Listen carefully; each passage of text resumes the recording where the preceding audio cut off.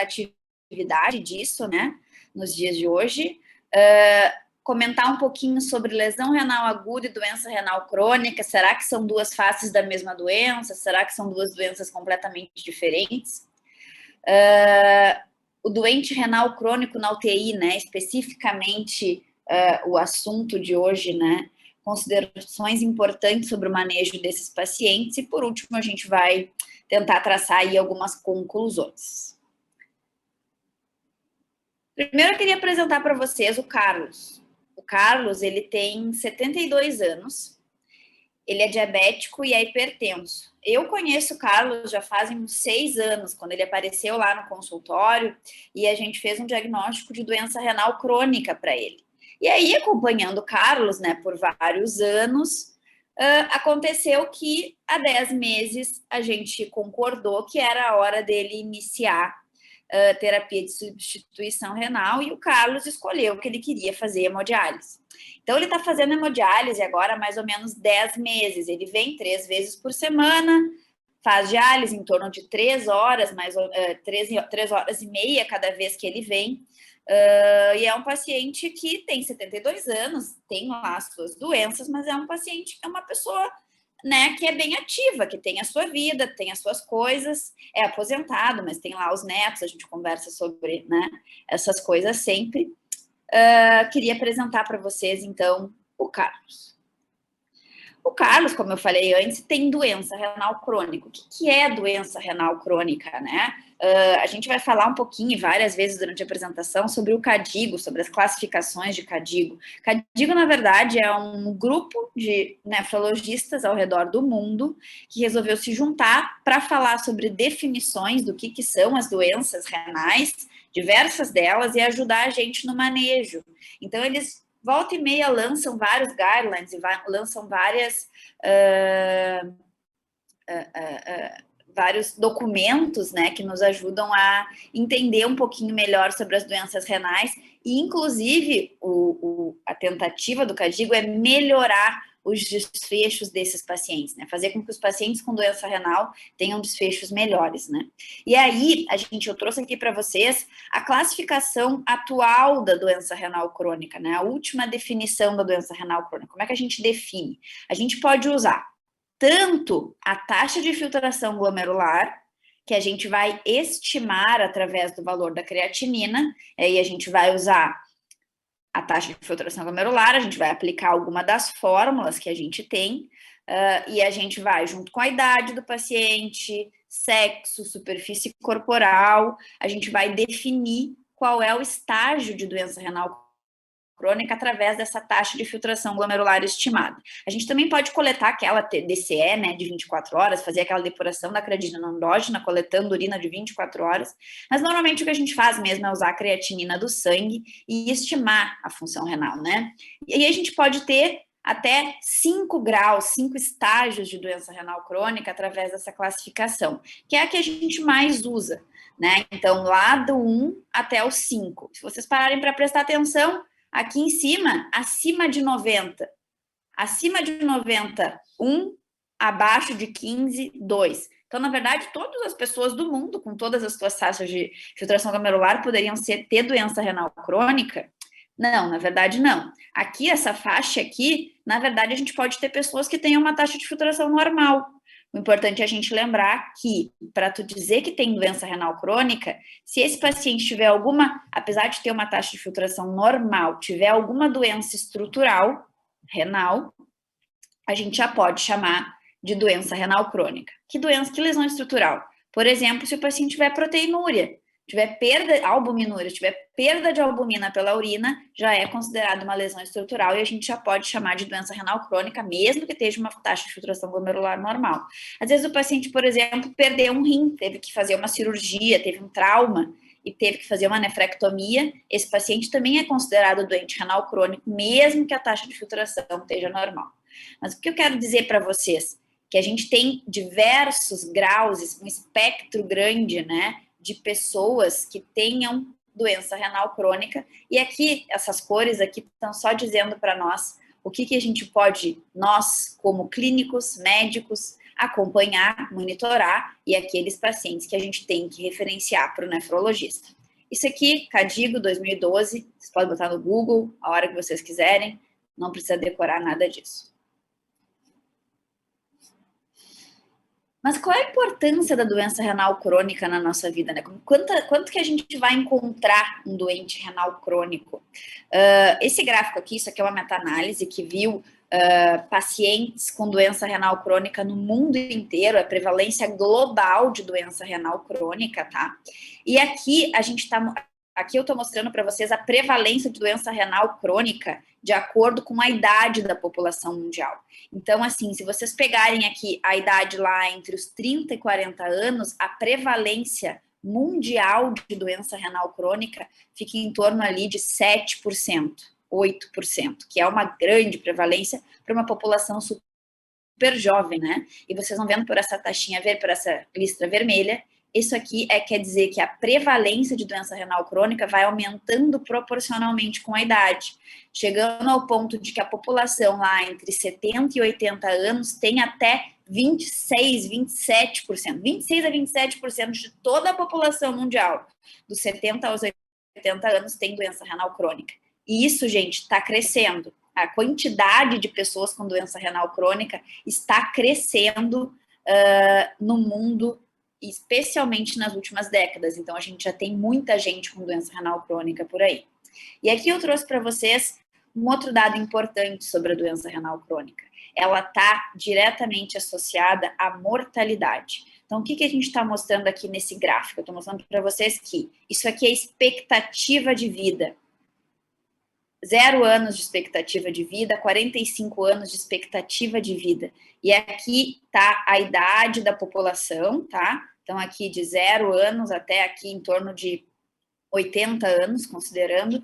E essas listras coloridas são de acordo com a taxa de filtração glomerular, ou o estágio da doença renal crônica, que eu tinha mostrado para vocês antes. Então, nessa linha verde aqui, são as pessoas que têm doença renal crônica estágio 1 e 2, que são os estágios iniciais, mostrando que a expectativa de vida lá no início, né, da vida dessas pessoas, que já tem criança que tem doença renal crônica, uma expectativa de vida já bem menor do que a população normal, né? Claro, com o passar da idade, essa expectativa de vida vai caindo, mas quando a gente vai considerar, por exemplo, uma criança com uma doença renal crônica estágio 5, a expectativa de vida é muito menor. Então, assim, doença renal crônica está associada à redução da expectativa de vida. Isso é o que a gente chama de burden of disease, o tamanho da complexidade, a importância dessa doença na vida dos indivíduos que têm, mas também da população, né? E aqui eu trouxe para vocês a epidemiologia dos pacientes em diálise. Na verdade, são os pacientes lá no estágio 5 da doença renal crônica e que precisam iniciar a terapia de substituição renal. Então, aqui eu trouxe para mostrar para vocês que nos últimos anos, a população em terapia de substituição renal vem aumentando e a previsão, né, é que siga aumentando ao longo dos próximos anos. E aqui, uma expectativa para nós aqui na América Latina, então, de 2010, projetando para 2030 que essa população vai aumentar. Então, vocês, na vida, né, médica de vocês, vão cada vez ver mais pacientes, tanto com doença renal crônica, quanto com doença renal crônica em terapia de substituição renal. E aqui, só para mostrar que a gente tem dados do Brasil também. Dados do Brasil, mostrando aqui a prevalência de pacientes em diálise no Brasil, de 2009 a 2018, uma prevalência por 1.000 habitantes, né? Por 1.000 habitantes, não, por 1 milhão de habitantes, desculpa, per milhão.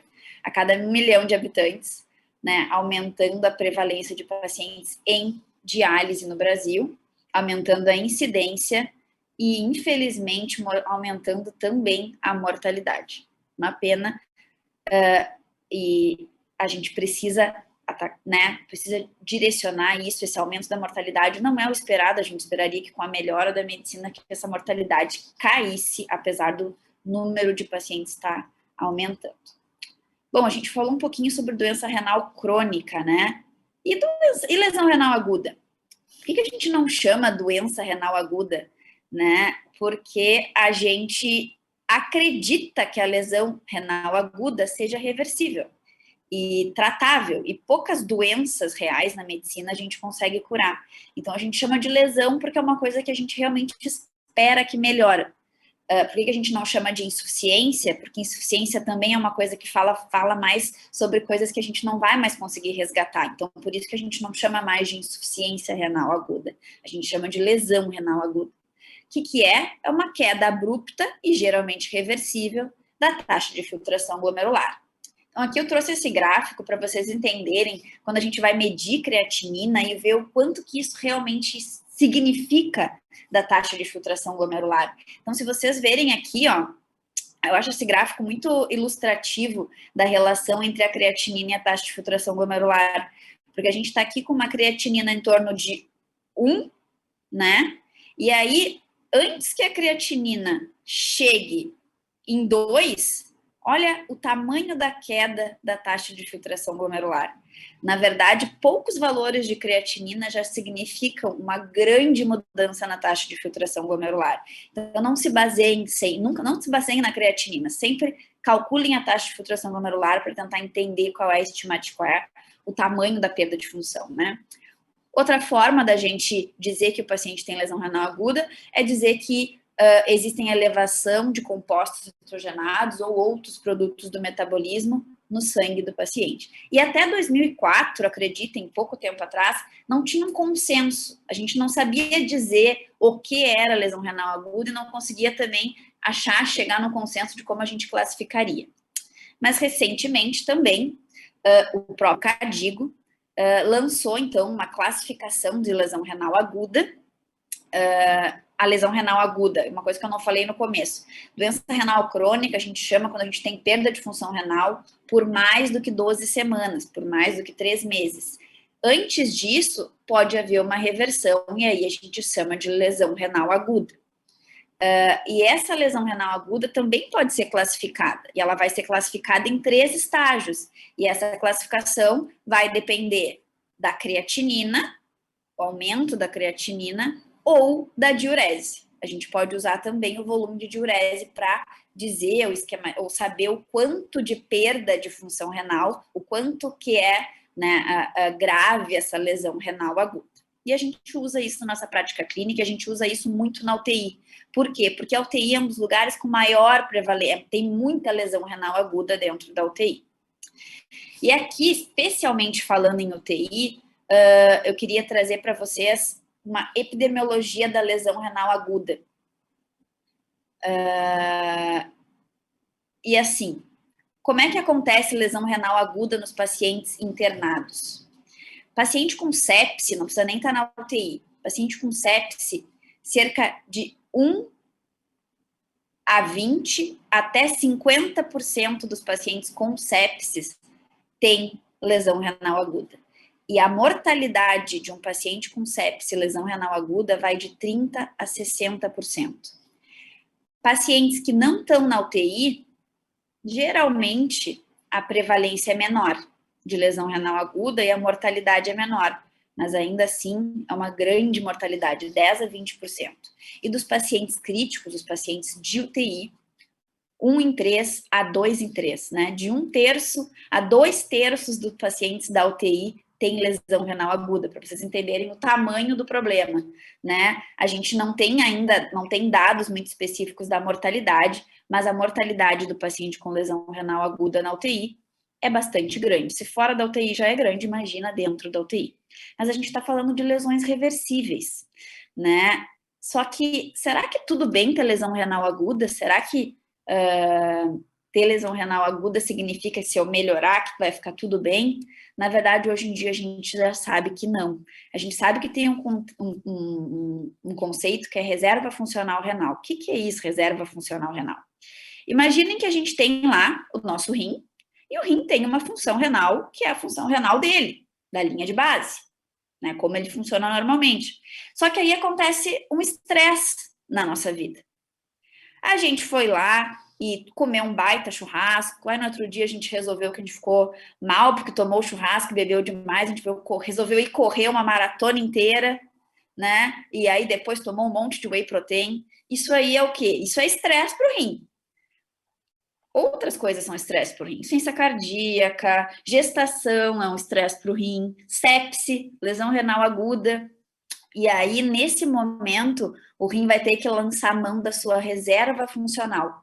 Para que nós, depois de ter comido aquele churrascão e bebido aquele monte de cerveja, depois a gente resolve correr aquela maratona, para a gente não perder função renal, o rim vai ter que lançar a mão da sua reserva funcional para que a gente consiga manter a nossa função renal. O que a gente sabe já? A gente sabe que pacientes que tiveram lesão renal aguda alguma vez na vida,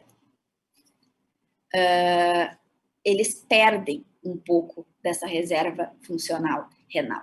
Então, aqui em cima, imaginem uma pessoa normal. Nosso basal, normalzinho, nossa função renal. Aí a gente faz aquilo, né, de correr a meia maratona, tomar um monte de whey, precisa usar a nossa reserva funcional renal, e depois volta ao nosso basal normal de 100%. O que acontece ao longo da nossa vida? A gente vai perder função renal, porque faz parte. Todo mundo perde função renal com a idade. A gente fica cabelo branco, a gente fica com a pele ruim, o rim também envelhece, isso é normal.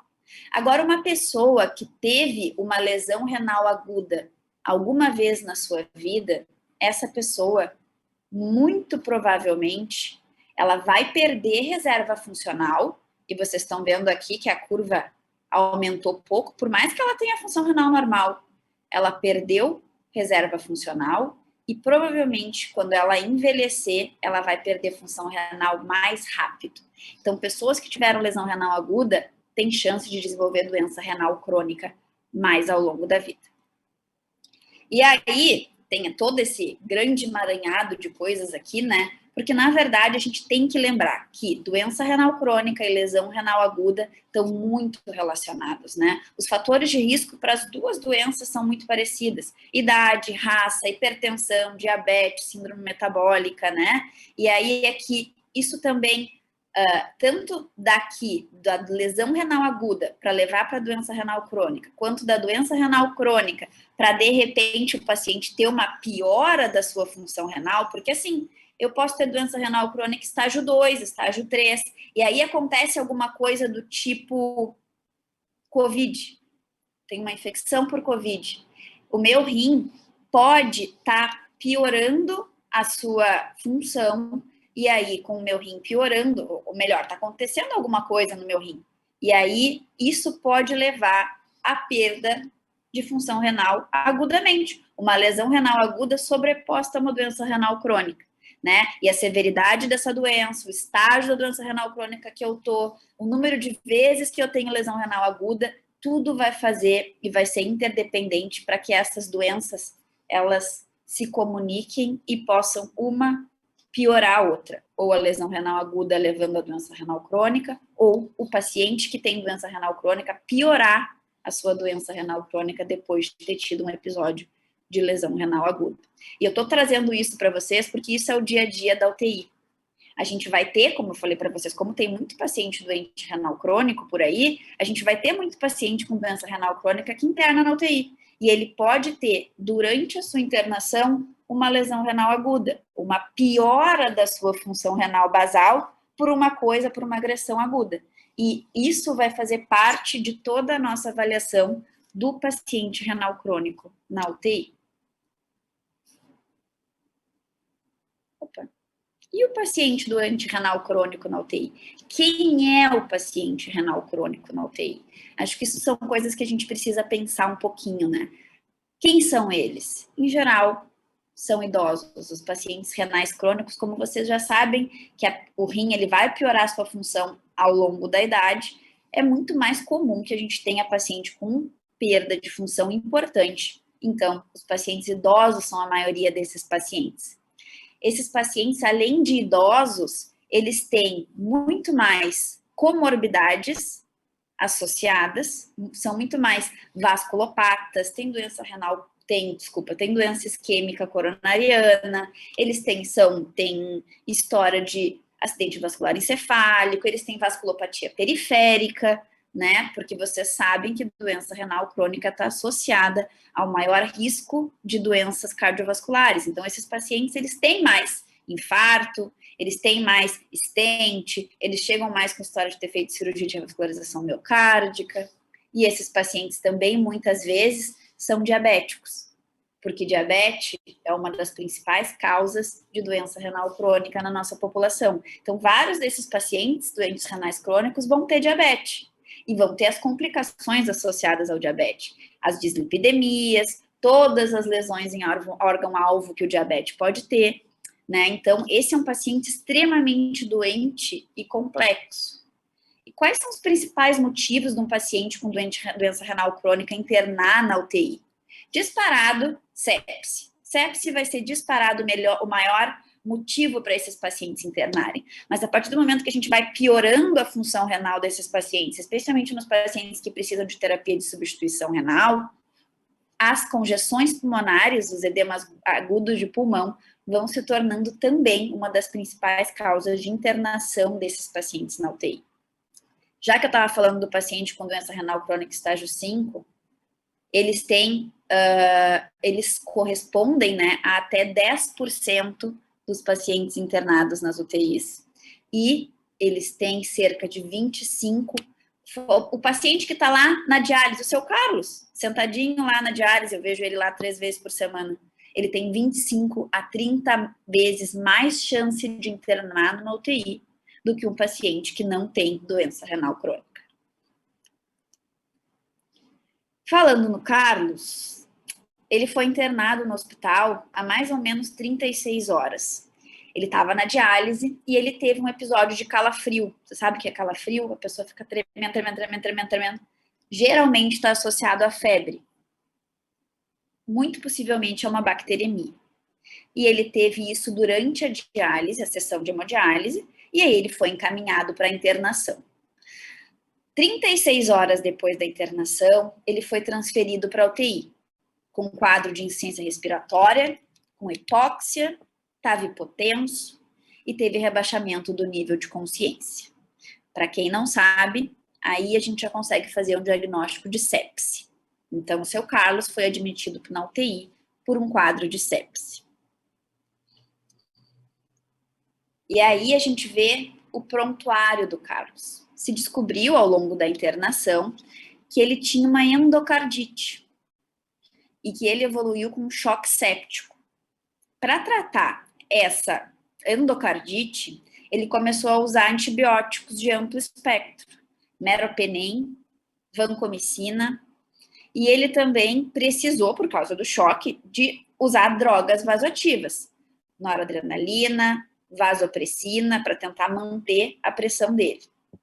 Aqui tem a monitorização, a gente monitorizou o PAM, frequência cardíaca, balanço hídrico. Nas 24 horas ele está com 5.000 ml sobrando, tem 5 litros sobrando no corpo dele nas últimas 24 horas, imaginem 5 litros.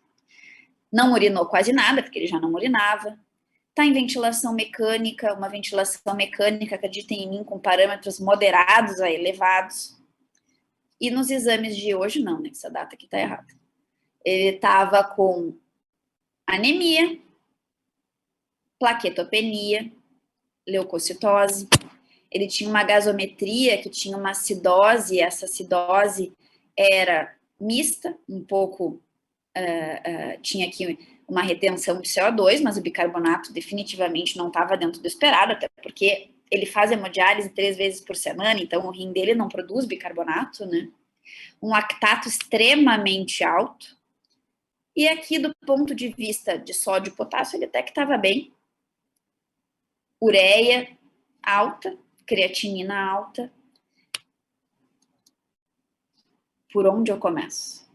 Onde é que eu... Meu Deus, é tanta coisa alterada, né? É um paciente de UTI, é um paciente grave. Eu tenho que manejar sepse, eu tenho que fazer... Acho que vocês já devem ter tido várias aulas, aula de sepse, aula de ventilação mecânica. A gente tem tudo isso num paciente que tem uma doença grave, uma doença, uma limitação, né, orgânica, ele tem uma disfunção orgânica crônica e agora ele está totalmente disfuncionado de vários outros sistemas. E a gente tem que tratar esse paciente. E esse paciente, não tem como a gente considerar ele igual aos outros pacientes. Ele é um paciente que tem as suas especificidades. E agora, nos próximos 15 minutos, 20 minutos, eu quero conversar um pouquinho com você sobre essas especificidades. A começar pelos medicamentos. Vocês viram ali, ele estava usando alguns medicamentos. Todo paciente com doença renal crônica, que interna na UTI, cada medicamento que a gente for usar, a gente tem que pensar se vai ter alguma diferença no uso para esse paciente. E aqui eu trouxe alguns exemplos para vocês. Por exemplo, diurético. Vale a pena usar diurético nesse paciente? Ele vai responder ao diurético? E se ele for responder ao diurético, como é que está a pressão arterial dele? Como é que está o enchimento dos capilares renais? Se eu for usar um diurético num paciente que tem os capilares renais depletados de volume, eu vou fazer o quê? Eu vou fazer com que a taxa de filtração glomerular dele diminua. Eu vou piorar a função renal dele simplesmente porque eu estou dando diurético. Por exemplo, eu tenho um paciente, outro exemplo, né? Eu tenho um paciente que está usando bloqueadores de canal de cálcio, mas ele está hipotenso. Eu não devo usar. Se ele tem alguma alteração da hemodinâmica, não importa, né? Na verdade, tendo doença renal crônica ou não, eu não vou usar um bloqueador de canal de cálcio se o paciente está com alteração da hemodinâmica. Mas, na verdade, vamos pensar um pouco. Esse paciente, ele internou porque ele estava com febre, ele está séptico, ele está com febre. Eu dou dipirona, não funciona, eu dou paracetamol, não funciona. Eu preciso baixar a temperatura dele, então vamos dar ibuprofeno. Ibuprofeno é um anti-inflamatório não esteroide. Todo mundo sabe que anti-inflamatório não esteroide faz mal para o rim. Por que faz mal para o rim? Porque altera a hemodinâmica dentro do rim, porque faz vasoconstrição dentro do rim, e isso piora a função renal. Então, se o paciente está usando, ou eu penso em usar, esse paciente com doença renal crônica, eu não posso, porque senão eu vou piorar a função renal dele.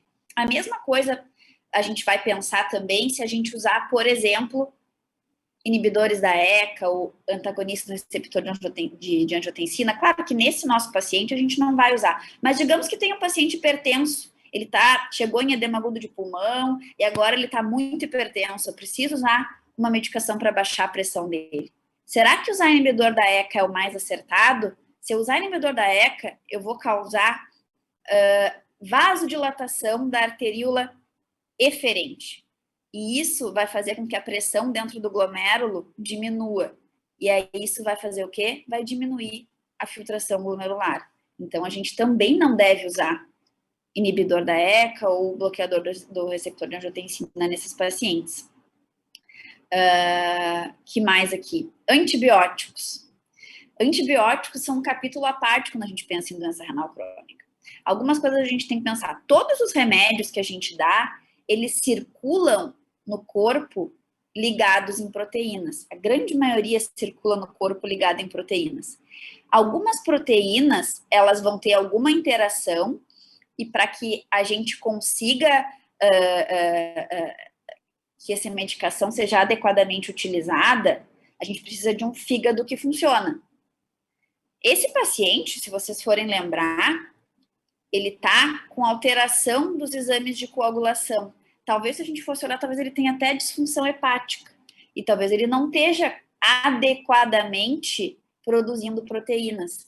E aí, se eu estou dando uma medicação que tem dependência de proteínas, essa medicação está sobrando no corpo. Se ela está sobrando no corpo e o rim do paciente não funciona, o paciente vai ter toxicidade. Por exemplo, eu estou dando uma dose de medicação que é... Outro exemplo, né? Uma dose de medicação que é uma dose que eu daria para quem tem função renal normal. Só que o rim desse paciente não está mandando esse antibiótico embora. Então, eu preciso ter certeza de como é que está a taxa de filtração glomerular dele e talvez eu tenha que reduzir a dose de medicação que eu estou usando, porque senão vai sobrar remédio no corpo desse paciente. Então, se a gente tiver possibilidade, a gente deve monitorar e ajustar as doses das medicações. Então, se vocês forem ver aqui, que eu tinha escrito, por exemplo, vancomicina, está escrito que a prescrição é por nível sanguíneo. Se a gente pode dosar vancomicina e ver quanto que está no sangue, é melhor para a gente programar a próxima dose. Tem várias medicações que a gente pode fazer isso, porque se a gente não der, vocês devem saber que vancomicina também é nefrotóxica. Então, se eu tiver com um nível sérico de vancomicina muito alto, isso pode piorar a funcional do meu paciente. Várias outras coisas a gente tem que pensar, né? Por exemplo, usar contraste. Agora, esses pacientes com COVID, que tem muita suspeita de trombose, vamos pensar antes de pedir aquela angiotomografia se esse paciente realmente precisa fazer isso, né? Ou se talvez a gente deva evitar o uso de contraste para evitar que ele faça uma piora, fazer uma lesão renal por contraste. Então, toda vez que a gente for dar um medicamento, a gente tem que pensar sobre isso. Dieta. Não sei se vocês já ouviram falar sobre isso, né? Mas tem muita gente, é cultura popular, que quem tem doença do rim não pode comer proteína. Na verdade, isso não é verdade. O paciente precisa de proteína, especialmente o paciente que está na UTI, mesmo que ele tenha doença renal crônica. A gente não pode deixar de dar proteínas para eles. O que a gente tem é, em geral, uma ideia, de acordo com a doença renal crônica dele, o quanto que ele deveria receber por dia. E olha só que interessante, paciente que está tratamento conservador é o paciente que tem doença renal crônica já avançada, mas que não começou terapia de substituição. A quantidade de proteínas desse paciente, sim, é um pouco mais restrita. Agora, o paciente que já está em diálise, a gente, na verdade, tenta dar bastante proteína para que ele não fique desnutrido. Mas, em geral, a gente tenta manter sempre dieta para todos os pacientes, preferir via enteral da dieta, né, por sonda enteral, e dar um aporte calórico adequado para esses pacientes. Ah, vamos fazer restrição de potássio? Depende. Se a gente está dentro da UTI, a gente pode controlar os níveis sanguíneos de potássio, e se o paciente estiver adequado, a gente não precisa nem pensar em restringir. O bom da UTI é isso, a gente está sempre controlando os exames do paciente, a gente pode saber se a gente tem que fazer algum tipo de restrição ou não. O importante é vocês saberem, tem que dar dieta e não tem que ficar fazendo restrição de proteína. Tem que dar sim, porque o paciente, imagina, na UTI, tá doente crítico, agudo, precisando produzir anticorpos, precisando produzir albumina, proteínas, então a gente não pode suprimir a oferta nutricional. Isso aqui é um tema importante também para a gente pensar. Acesso vascular e doença renal crônica na UTI. Não sei se vocês todos sabem, né, que os pacientes que fazem hemodiálise, eles precisam de um acesso vascular. E esse acesso vascular, na maioria das vezes ambulatorialmente, é uma fístula, que é uma ligação de uma artéria numa veia, que cria uma veia que tem um fluxo sanguíneo maior, para que a gente possa puxar o sangue para passar pelo sistema de diálise. Isso aqui a gente chama que é o calcanhar de Aquiles do paciente renal crônico. Isso é uma coisa muito importante, a gente precisa desse acesso para dialisar.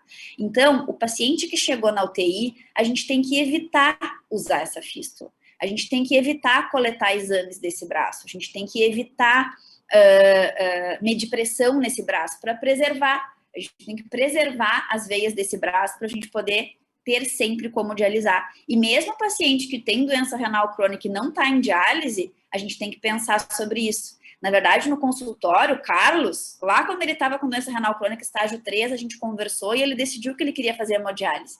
E aí ele aprendeu que o membro superior esquerdo dele tinha que ser preservado, que ele não podia deixar ninguém coletar exame dali e não podia deixar ninguém medir a pressão dele.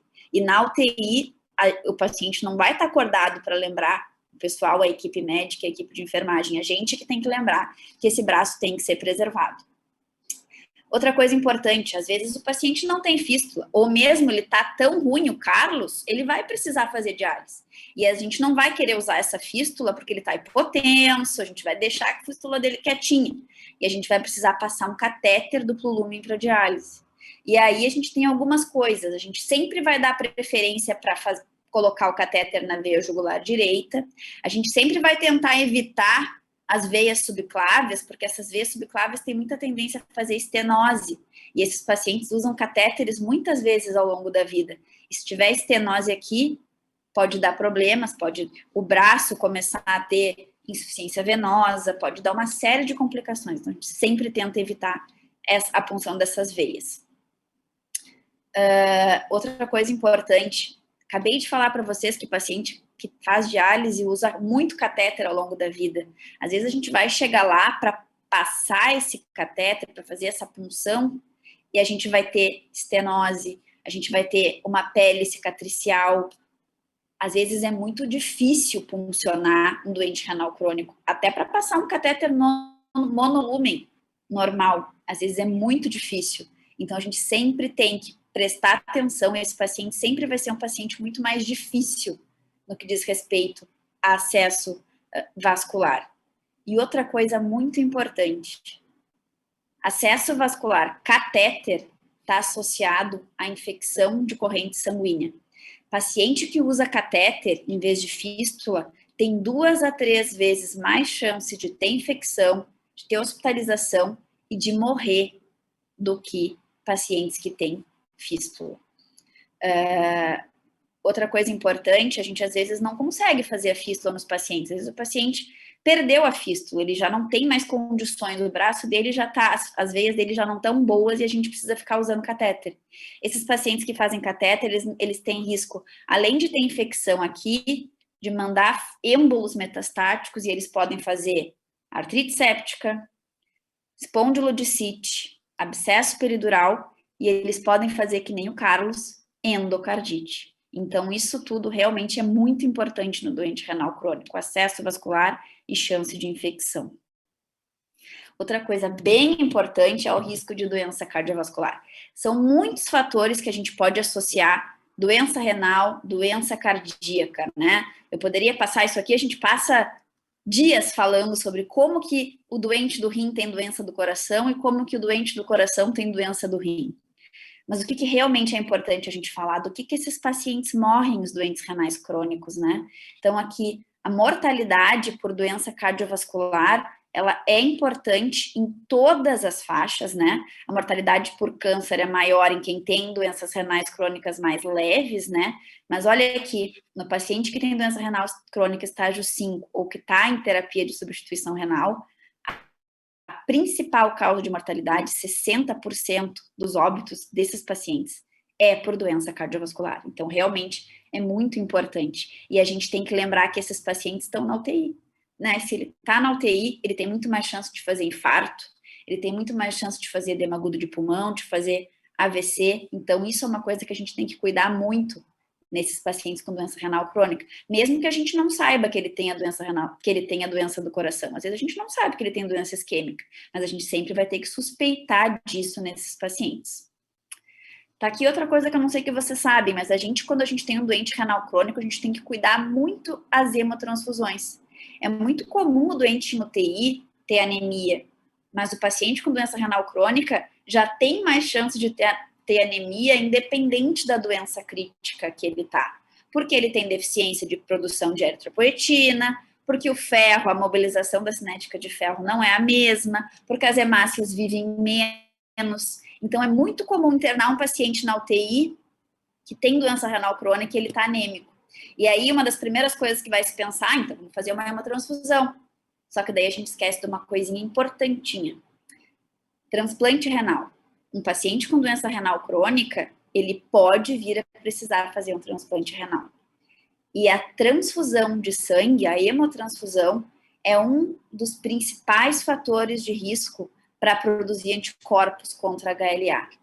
Eu não sei se vocês sabem, quando a gente vai receber um rim transplantado, a gente não deve ter anticorpos contra HLA da população, porque se eu tiver anticorpos contra HLA da população, vai dificultar para eu ter o meu transplante. Então, quanto mais transfusões de sangue um paciente receber, menor vai ser a chance dele de conseguir transplantar. Eu acho que isso é uma coisa que é importante que vocês levem para a vida de vocês. Sempre evitem transfundir paciente doente renal crônico, a não ser que seja extremamente necessário. Ainda mais se ele estiver perto de precisar de um transplante. E a diálise? Acho que esse é o nosso último tópico. Quando que eu vou começar? Qual é o método de escolha? Para o Carlos, sempre. Ele já é dependente de diálise cronicamente. Ele já precisa de substituição renal normalmente. Então, a gente não tem essa escolha. O Carlos, ele vai precisar fazer diálise assim que a gente puder instalar diálise nele. Mas um paciente que não fazia diálise, que tinha uma doença renal crônica mais leve, quando é que eu vou começar? Antes, não sei se vocês sabem o que é diálise, a gente tem 2 tipos principais de diálise. O primeiro é a hemodiálise. Aqui eu tô falando da hemodiálise ambulatorial, que a gente usa aquela fístula que eu falei, né?